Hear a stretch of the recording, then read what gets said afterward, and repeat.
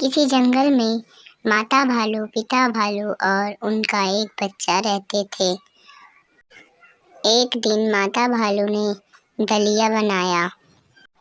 दलिया गर्म होने की वजह से माता भालू, पिता भालू और बच्चा तीनों लोग जंगल में घूमने के लिए चले गए।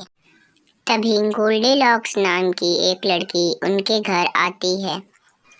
उनके घर में सभी वस्तुएं 3 माप की थी, छोटी, फिर उससे छोटी, फिर सबसे छोटी।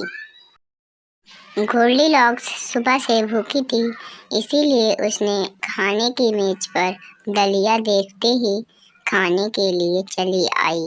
वह सबसे पहले बड़ी कुर्सी पर बैठी, लेकिन बड़ी कुर्सी ज्यादा बड़ी और ऊंची थी, जिस कारण से उसे खाने में परेशानी हो रही थी। फिर वो दूसरी कुर्सी पर बैठी, लेकिन वो भी उसको ज्यादा सुविधाजनक नहीं लगी, इसीलिए वह छोटी कुर्सी पर बैठ गई और उसने दलिया खा लिया।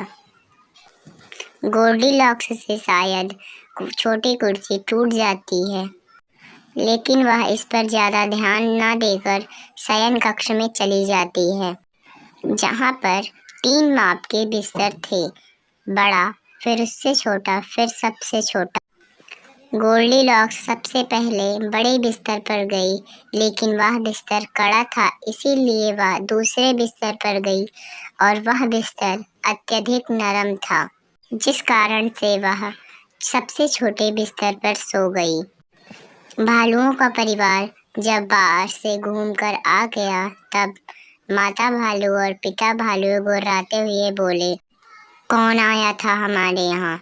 उसने सारा दलिया भी खा लिया है।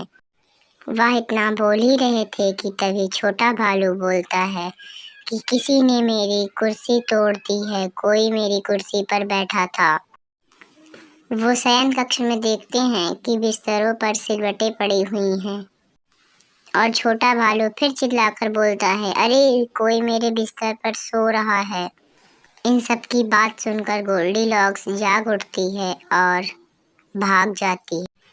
सोचती है कि फिर मैं किसी के घर बिना पूछे नहीं आऊंगी।